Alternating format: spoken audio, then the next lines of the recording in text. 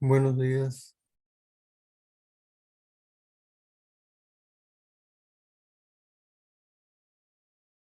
Buenas tardes, doctor. ¿Qué Buenas tal? tardes, doctor. Buenas tardes, doctor. Buenas tardes, doctor. ¿Qué tal? Buenas tardes.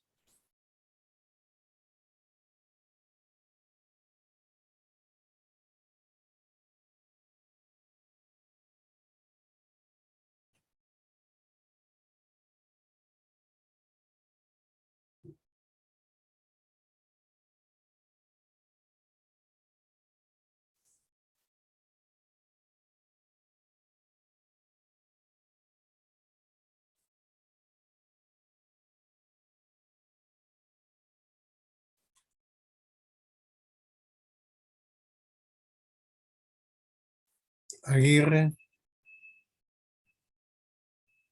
Presente, doctor, buenas tardes. ¿qué tal? Becerra, Buenas tardes, doctor presente. Cupé, Presente, profesor. Buenas tardes. ¿qué tal? Díaz, Presente, doctor. Buenas tardes. ¿qué tal? Jiménez, Presente, profesor. Buenas tardes. Monroy, Presente, doctor. Buenas tardes. buenas tardes. Pimentel, Presente, doctor. Buenas tardes. Ruiz, Presente, profesor. Buenas tardes. ¿qué tal?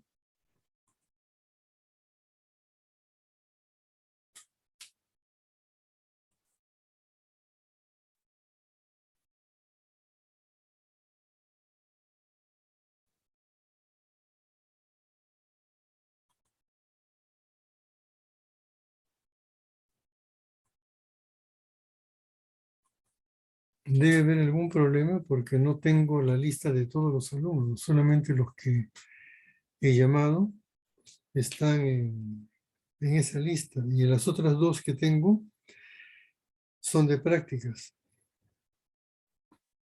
Haré la consulta del caso, ya la hice la semana pasada, pero no la han resuelto. Doctor, ¿y Bueno, cómo haríamos con el resto? Ponemos presente en el chat con el resto que no estamos en la pero, lista. ¿y qué hago yo con el chat? O sea, para que quede registrado que sí hemos asistido a clases. Ah, ya está bien, queda como una evidencia, pero yo no puedo hacer más. Pero póngalo en el chat y yo lo hago visible para que quede en la grabación. Ya, gracias, doctor. Sí, sí, está bien.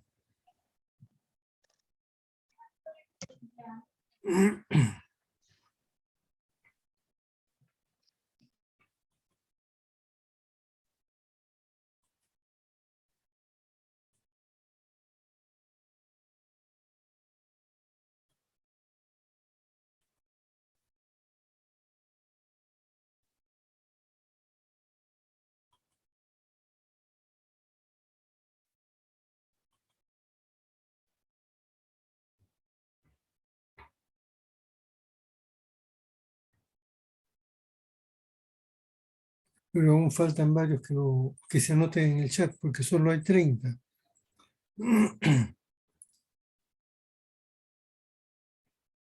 Y en el salón hay más.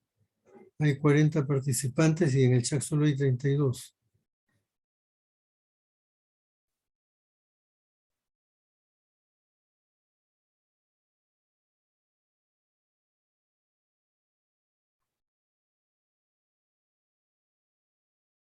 El doctor, disculpe, a los que nos llamó asistencia también ponemos en el chat presente. Si desean, lo hacen, no hay ningún problema. Ok.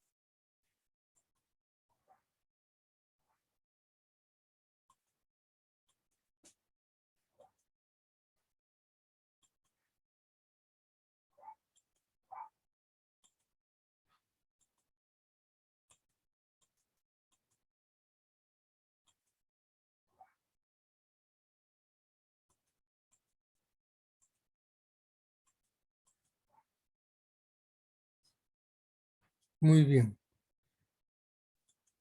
Entonces, vamos a iniciar la clase del día de hoy. Y primero le voy a dar una breve explicación de qué trata. ¿Cuál es el tema? Como lo está señalando en esta lámina, hoy día hablaremos del mecanismo de la neurotransmisión. Importante, ¿por qué? Porque permite la comunicación de una neurona con otra. Y nosotros sabemos que cada neurona tiene el potencial para establecer sinapsis con cerca de 20.000 neuronas. Y en ese lugar de unión funcional, no de unión anatómica, sino de unión funcional, allí se liberan unas sustancias químicas conocidas como neurotransmisores. Algunos van a tener un efecto excitador y otros serán inhibidores. Los excitadores permitirán que fluya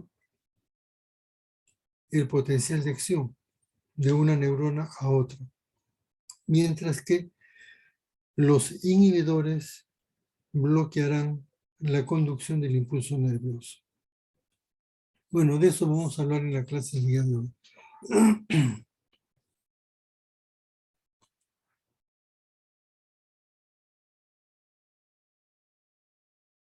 Este señor es un químico alemán, Otto Lewin, que ganó allá por 1934, me parece, el Premio Nobel de Fisiología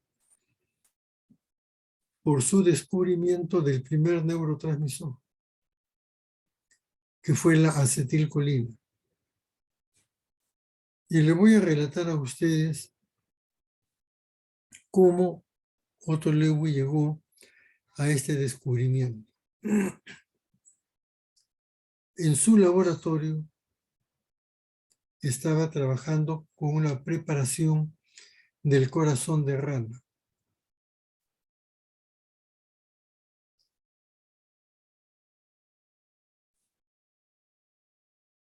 Y se observó que cuando se estimulaba el nervio vago se producía bradicardia. Disminuía la frecuencia de contracción. Es lo que se observa en este esquema.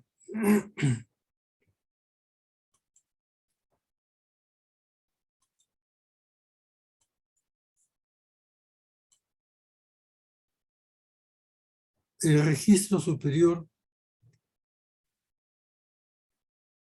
marca las contracciones normales, sin estimulación.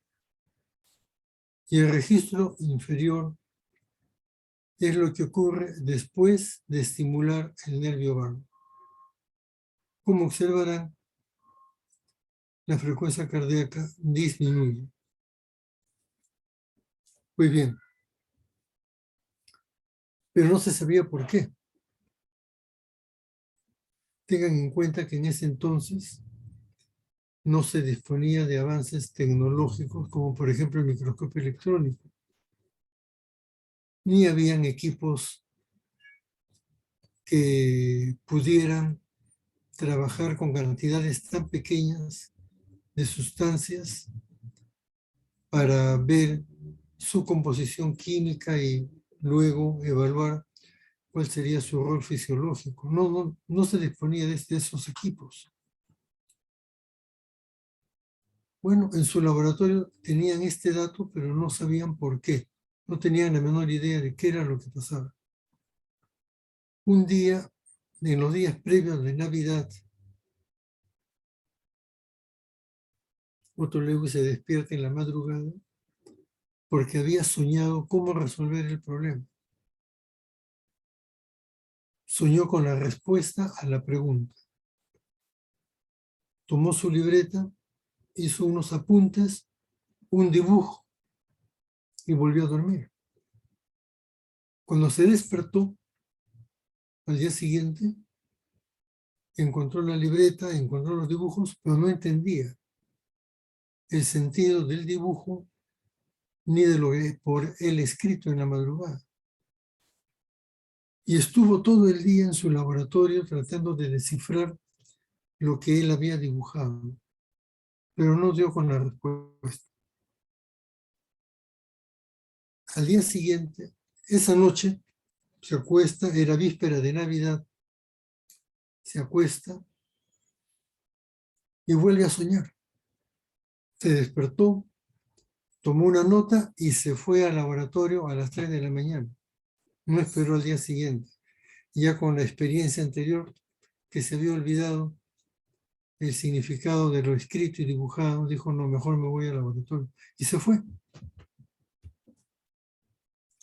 Y en el laboratorio hizo lo que había soñado y lo que tenía anotado.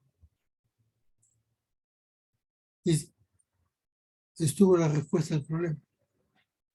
Y le voy a contar en qué consistía. Este corazón está en un líquido de perfusión. Cuando lo estimula,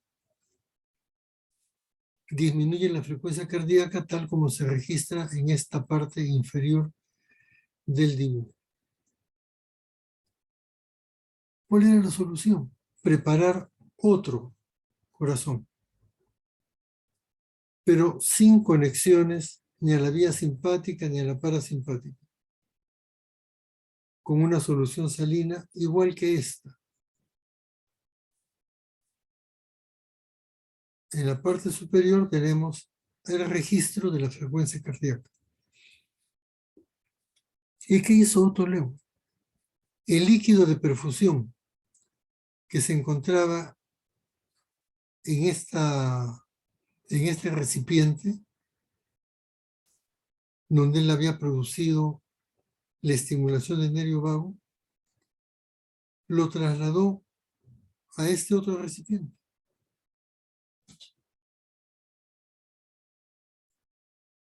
¿Y qué observó? Que la frecuencia cardíaca disminuía, tal como sucedió cuando se estimulaba el nervio vago.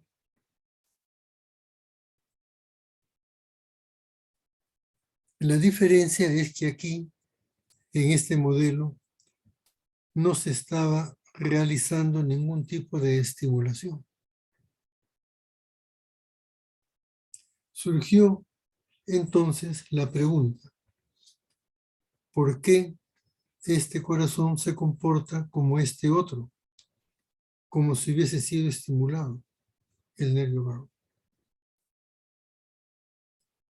Después de mucho discutir con sus ayudantes, sus asistentes,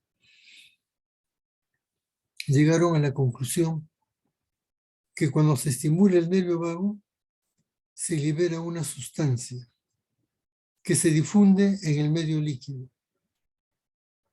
De modo que cuando éste se traslada a otro recipiente, contiene esa sustancia y por lo tanto la misma va a ejercer un efecto sobre la frecuencia cardíaca semejante al obtenido cuando se estimula el nervio vago.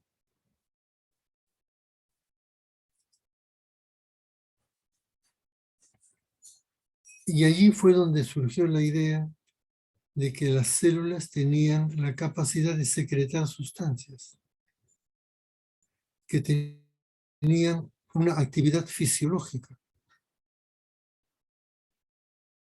Y esta fue la prueba de lo que él afirmaba. Pero no se conocía qué sustancia era, qué había pasado. Esa era la hipótesis de trabajo, pero luego había que demostrar que esa hipótesis era cierta. Empezaron a trabajar en este medio para ver la naturaleza de esa sustancia liberada por la estimulación del nervio vago. Esa era la hipótesis de trabajo, que después de algunos años se pudo demostrar que en verdad esa hipótesis era válida. Y se demostró que esa sustancia liberada era la acetilcolina, el primer neurotransmisor descubierto. Desde entonces a la fecha tenemos 40 y tantos neurotransmisores. Pero esto fue un hito. Esto sentó las bases de un nuevo enfoque de la organización y función del sistema nervioso. ¿Alguna pregunta? ¿Está claro lo que les he explicado? Sí, doctor, todo claro. Sí, doctor. Bueno.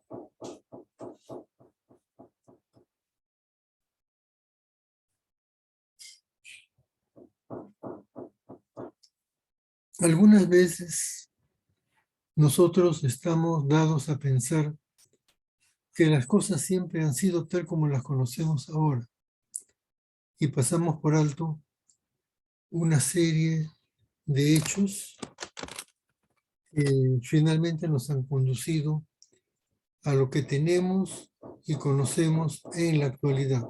Por eso les he mostrado a Otto Lewin y su célebre experimento y cómo este marcó el inicio de un nuevo campo de investigación en el terreno de la neurociencia.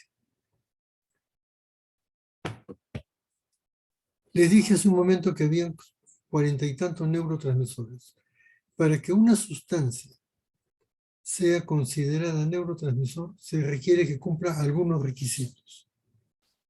Primero, que sea sintetizado, formado en la neurona.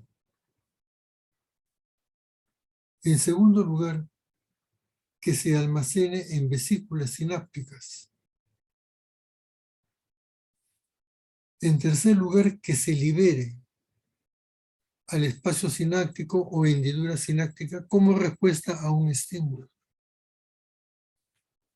Luego, que actúe sobre un receptor situado en la membrana postsináptica.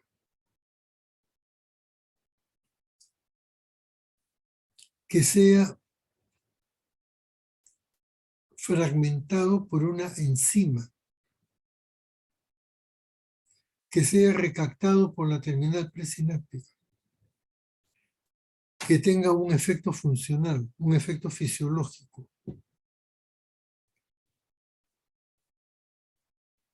Si una sustancia cumple con estos requisitos, entonces decimos que estamos ante un neurotransmisor. Y es lo que tenemos acá. Está resumido lo que hace un momento les acabo de explicar en relación a los requisitos que debe reunir una sustancia para que se le considere como neurotransmisor.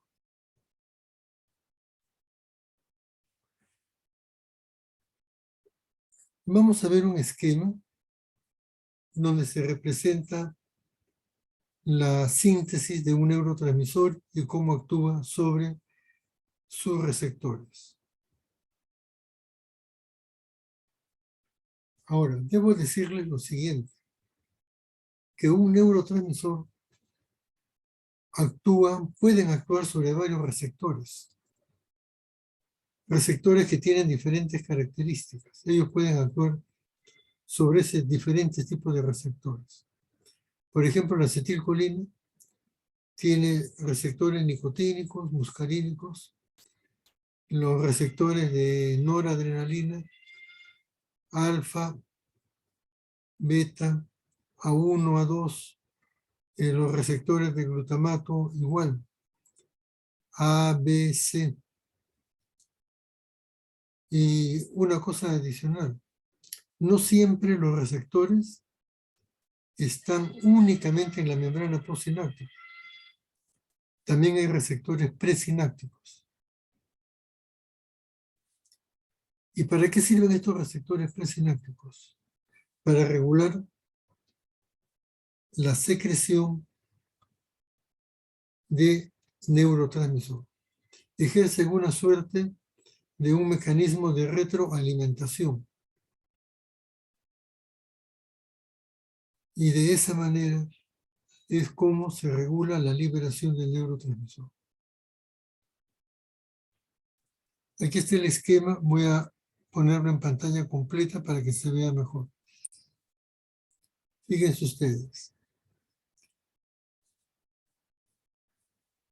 Los neurotransmisores pueden ser neurotransmisores de molécula pequeña, como la acetilcolina, por ejemplo, o las catecolaminas, o las aminas, o pueden ser neurotransmisores de molécula grande, como la sustancia P, las endorfinas.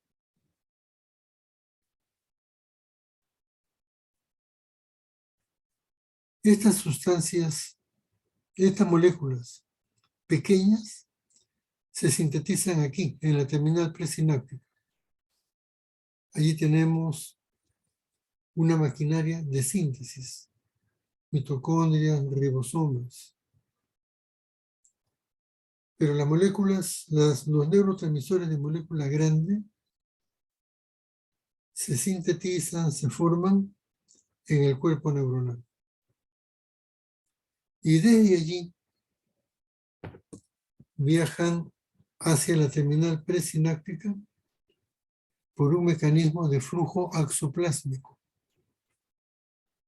el cual ocurre en unos filamentos muy delgados llamados neurotúbulos.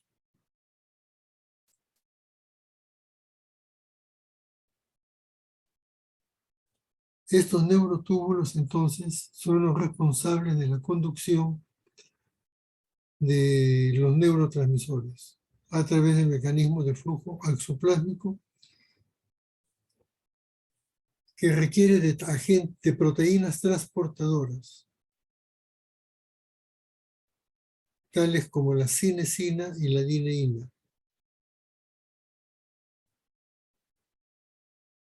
Recordemos que los neurotransmisores de moléculas pequeñas se sintetizan aquí, en la terminal presináptica. Pues bien, por ejemplo, aquí tenemos lo siguiente. Aquí tenemos que estas vesículas contienen el neurotransmisor. Llega el estímulo, se abre el canal de calcio dependiente de voltaje, el cual va a influir de manera decisiva para que las vesículas sinápticas migren hacia la periferia y por un proceso de exocitosis puedan liberar el neurotransmisor. Aquí tenemos el neurotransmisor liberado en el espacio sináptico. Esta es la acetilcolina.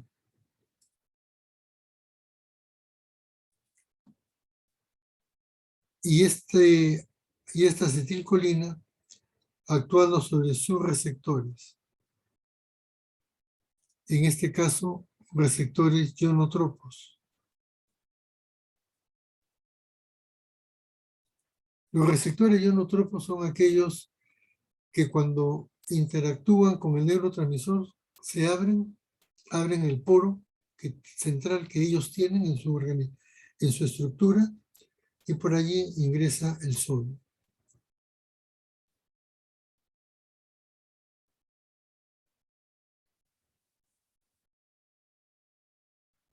Pero que observemos lo siguiente.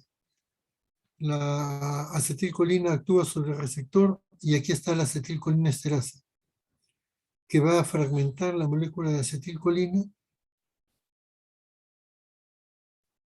y se va a formar la acetilcoenzima A y la colina, que va a ser recaptada. Y de esa manera contribuye nuevamente a la síntesis de neurotransmisor.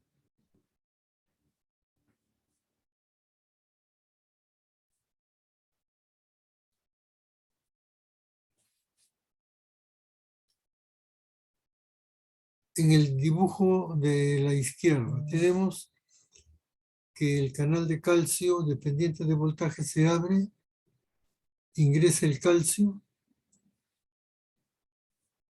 y las vesículas sinápticas se adhieren a la membrana presináptica con la participación de un grupo de proteínas que en conjunto van a formar el complejo SNARE. Por exocitosis se libera el neurotransmisor que actúa sobre los receptores situados en la membrana postsináptica.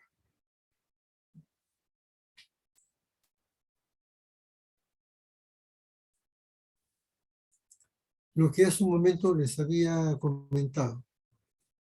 Existen sinapsis que producen excitación y otras que son de tipo inhibitorio.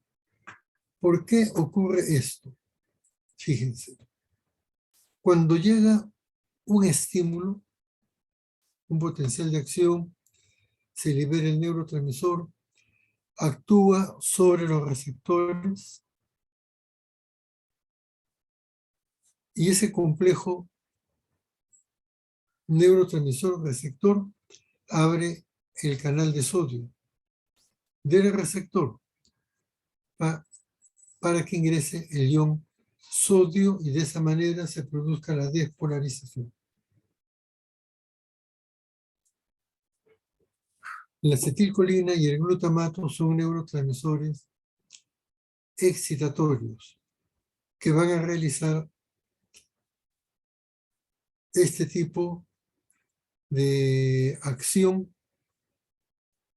para permitir que se genere un nuevo potencial de acción en la membrana postsináptica.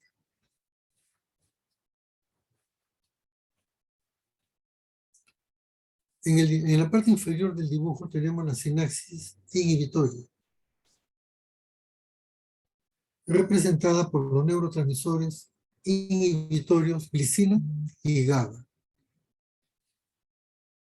¿Qué va a ocurrir en este caso? Cuando se produce la interacción receptor-neurotransmisor, se abren unos canales, que son los canales de cloro. Y el cloro es el que ingresa, ya no el sodio, sino que ingresa el cloro. Y esto hace más negativo el intracelular. El intracelular normalmente es negativo, menos 70, menos 80 milivoltios. Cuando ingresa el cloro, se hace más negativo y eso se llama entonces estado de hiperpolarización.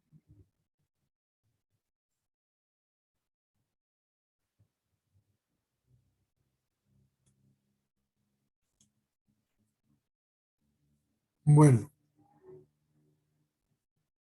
fíjense ustedes. Aquí tenemos a los neurotransmisores de molécula pequeña y aquí tenemos a los neurotransmisores de molécula grande. En una neurona se encuentra una neurona, un neurotransmisor de molécula pequeña, además de un neurotransmisor de molécula grande. Por ejemplo, la acetilcolina comparte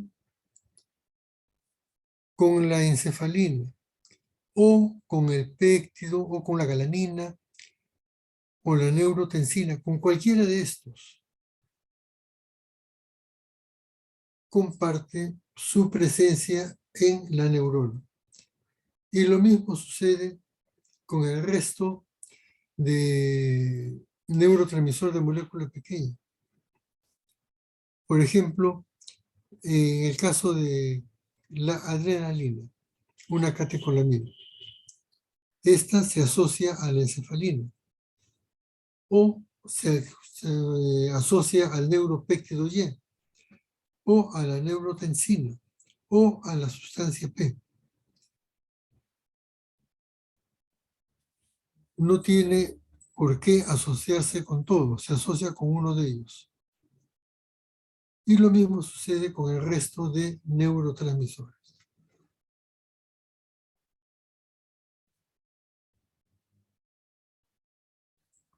Bueno, aquí vamos a hablar acerca de los receptores, tema sobre el cual hemos conversado ya algunas palabras. Fíjense ustedes, el ligando, o sea, el neurotransmisor, actúa sobre varios tipos de receptores. Es lo que yo le mencioné hace un momento en relación al GABA, a la noradrenalina, a la serotonina, por ejemplo, que también tiene varios tipos de receptores.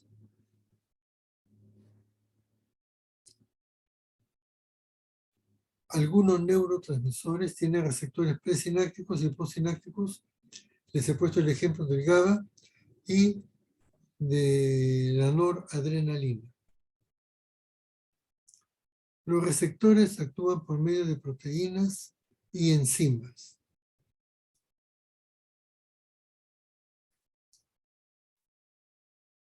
Las moléculas, vamos a poner un ejemplo. Los neurotransmisores de molécula pequeña, pero también puede ser uno de molécula grande, no importa, es un ejemplo nada más, para entender el concepto. Estos receptores, cuando se unen al neurotransmisor, no van a reaccionar de inmediato, abriendo el canal de sodio para que se produzca la despolarización. Este tipo de receptores se conocen como receptores metabotrópicos. Para que se produzca la apertura del canal de sodio, se requiere la participación de otros elementos, tales como la proteína G. La proteína G se une al receptor y forma un complejo. Participan enzimas, como la tirosinasa,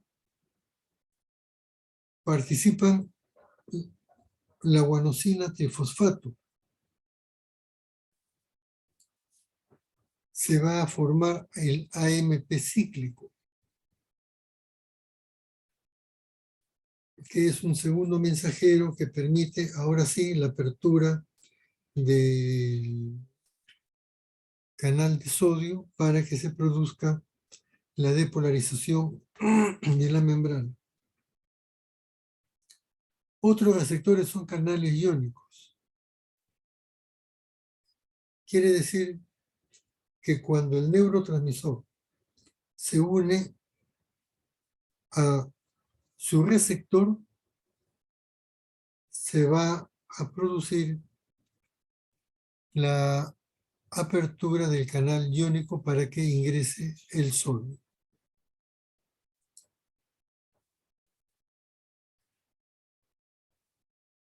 Esta es la forma como los receptores contribuyen a la continuidad del potencial de acción.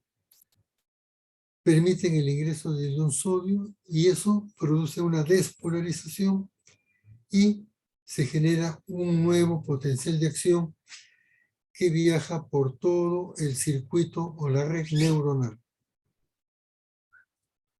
Después dice que la exposición prolongada al ligando produce desensibilización. Cuando el neurotransmisor actúa por mucho tiempo sobre el receptor, se produce desensibilización, es decir, que el receptor responde menos a la acción del neurotransmisor.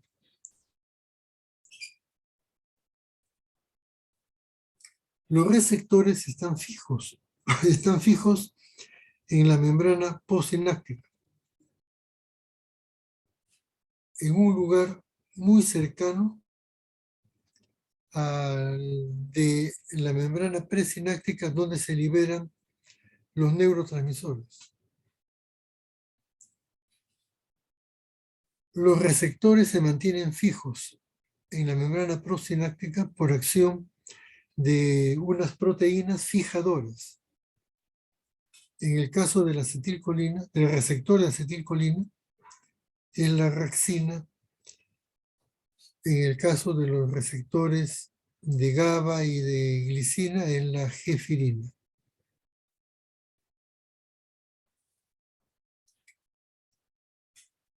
Pues bien, aquí tenemos el ejemplo de un receptor ionotropo.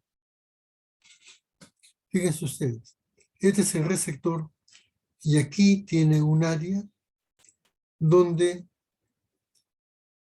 el neurotransmisor, en este caso acetilcolina, ha de actuar. Una vez que se produce la interacción entre ambos, observamos que se abre canal iónico, a través del cual ingresan las moléculas de neurotransmisor.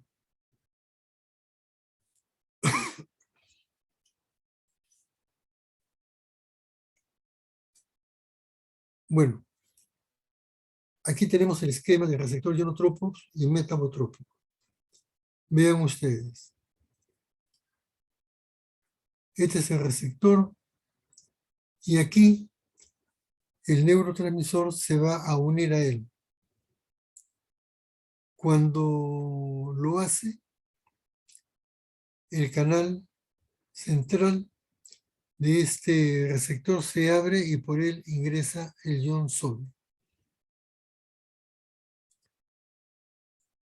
En el dibujo inferior está representado el receptor metabotrópico, es decir, aquel que requiere de una serie de intermediarios, como la proteína G y de enzimas, para que se pueda abrir el canal de sodio.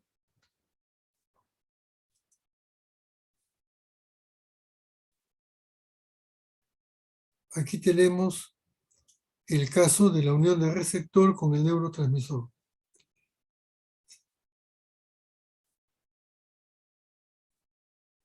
Aquí tenemos a la proteína G. Cuando esto ocurre, se activa la proteína G. Una fracción de la proteína G, que viene a ser la fracción alfa, que es la que tiene propiedades fisiológicas. Esta fracción alfa de la proteína G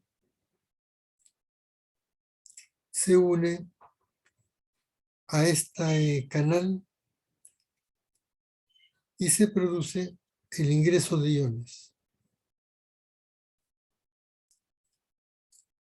Esta es otra situación que también está en el grupo de los receptores metabotrópicos. Fíjense ustedes, acá hay algunos pasos adicionales. En el primer punto tenemos que el receptor y el neurotransmisor interactúan.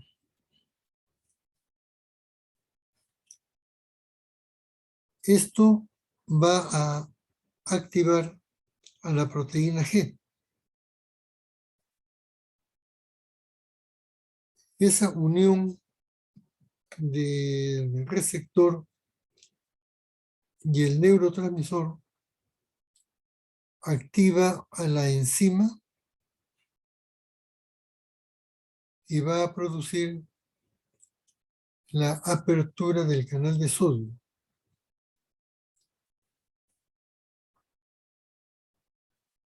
Entonces tenemos diferencias en relación a los receptores ionotropos y metabotropos. Hay diferencias en ambos casos.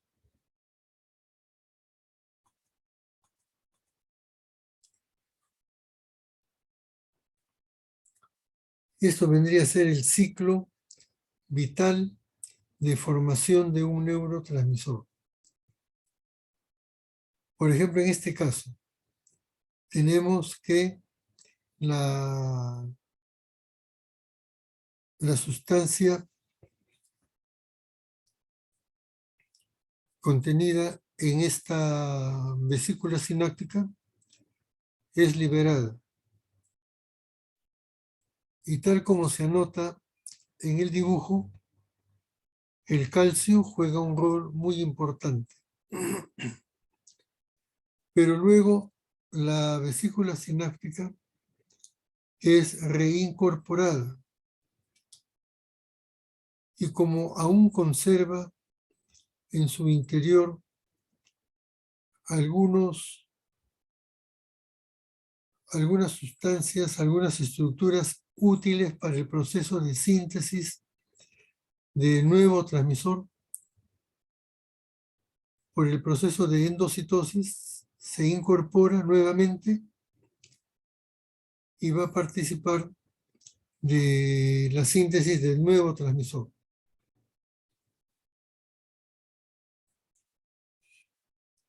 Los neurotransmisores de molécula grande no cumplen exactamente, las vesículas sinápticas de molécula grande no cumplen exactamente este proceso, porque ellas, una vez que vierten su contenido, tienen igual que acá un proceso de endocitosis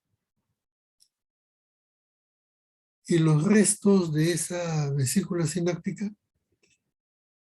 van a ser captados por los desmosomas, donde son destruidos. En este dibujo de la derecha tenemos el complejo SNARE, representado por varias proteínas y las más importantes, bueno, todas son importantes, pero las que juegan un rol decisivo en esto es la proteína de la vesícula sináptica, que es la sinactobrevina, y la proteína de la membrana presináptica, que es la sintaxina. El resto son proteínas que van a formar todas ellas el complejo SNARE, que permite la fijación de la vesícula sináptica, su apertura hacia el exterior por el proceso de exocitosis,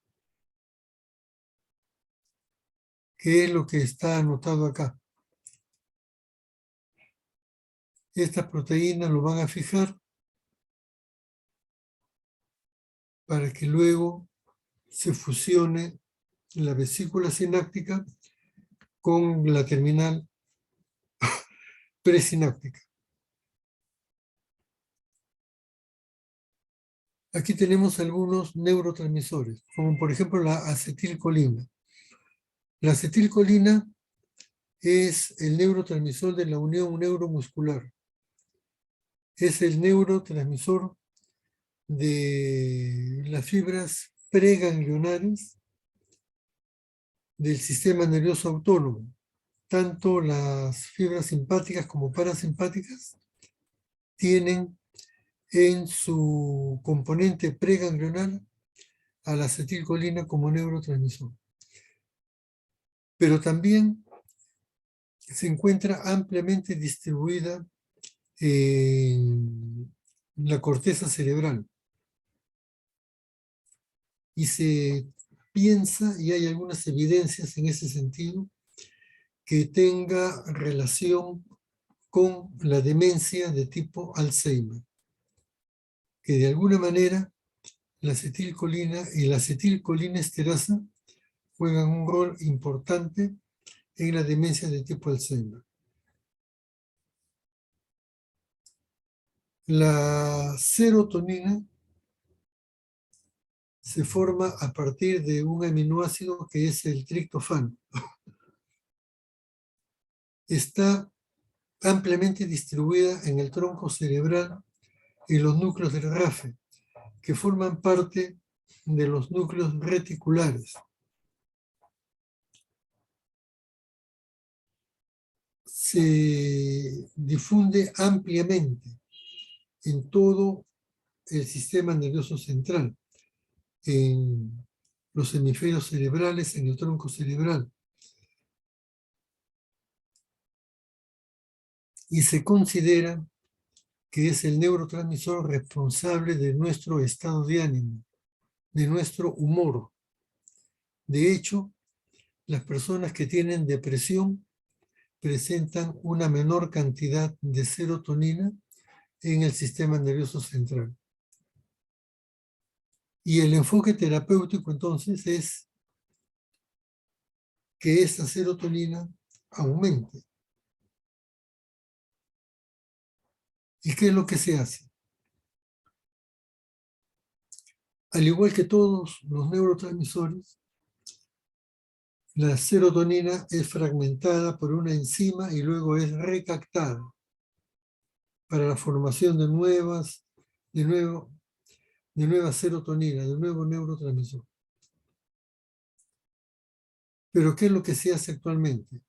Se emplea un fármaco que inhibe la recaptación de la serotonina.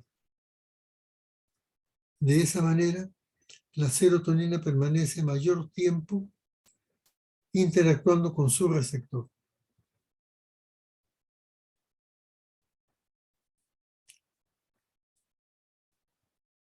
Bueno, aquí tenemos en este esquema la acetilcolina, tal como le manifesté, ampliamente distribuida en el hemisferio cerebral.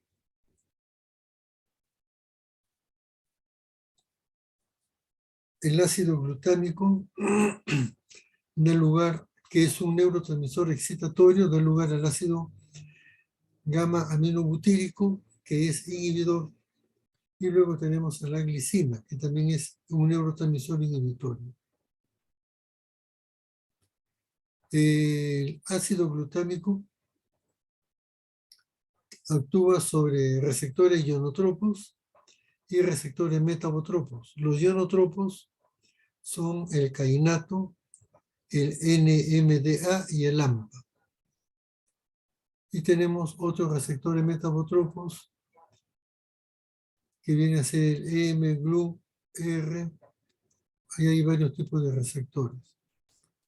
El ácido gamma aminobutírico es un neurotransmisor inhibitorio, actúa sobre receptores ionotropos que son el A y el C, que se encuentran en la membrana postsináptica, y sobre el B, que está en la membrana presináptica. La glicina se encuentra a nivel de las células de Renshaw, que son células inhibitorias en la médula espinal. Bueno, en este esquema, la síntesis del glutamato a partir de alfa-cetoglutarato, pero también a partir de la glutamina. La glutamina se forma a partir de la recaptación del glutamato después que actuó sobre sus receptores. Se recapta por las células gliales y con la acción de unas enzimas van a formar la glutamina. Esta glutamina es captada por la terminal presináptica y por acción de esta enzima, que es la glutaminasa, se va a formar el glutamato. Y así se repite este ciclo de formación de glutamato. Y aquí están los receptores a los cuales me referí hace un momento, los receptores ionotropos y los receptores metabotropos.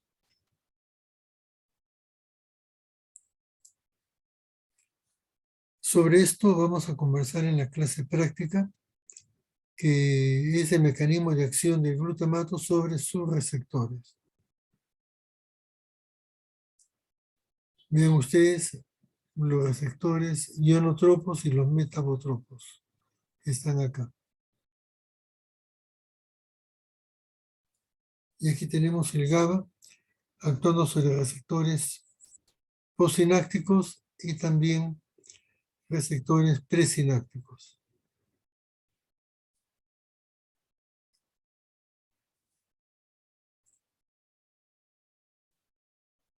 El ionotropo, muy fácil, ingresa directamente al cloro a través del poro central, mientras que en el caso del metabotropo se requiere la participación de la proteína G, por ejemplo.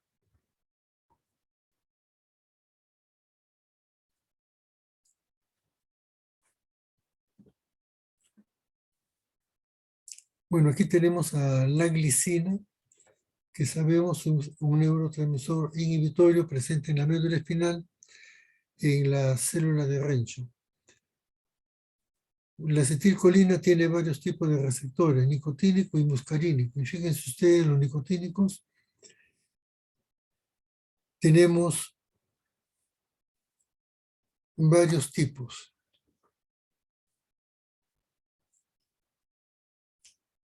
Y los muscarínicos también tenemos varios subtipos. Cada uno de ellos situados en diferentes niveles y que tienen diferentes acciones. Aquí tenemos a las catecolaminas. Derivan todos de la tirosina y dependiendo de las enzimas que se encuentren en determinados órganos, este proceso se puede detener en uno o puede continuar hasta el final. Por ejemplo, en el locus niger solamente tenemos decarboxilasa la dopa de carboxilasa. Por eso es que ahí se queda la dopamina. Allí no hay dopamina beta hidroxilasa para la formación de noradrenalina. Y la dopamina es muy importante porque es un neurotransmisor que nos da la sensación de bienestar, de satisfacción, de alegría cuando nosotros hemos hecho algo y tenemos una recompensa. Estamos en una reunión muy fraterna con amigos, hemos comido una comida muy deliciosa que es la que nos gusta, escuchamos una música que es de nuestro agrado, leemos un libro que nos encanta, vemos una película maravillosa, se libera dopamina y se dice que es la hormona, el neurotransmisor de la felicidad. Bueno, allí nos vamos a quedar.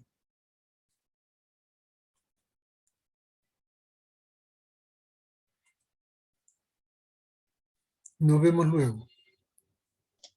Hola, doctor, gracias. Doctor. Hola, doctora. Hasta luego.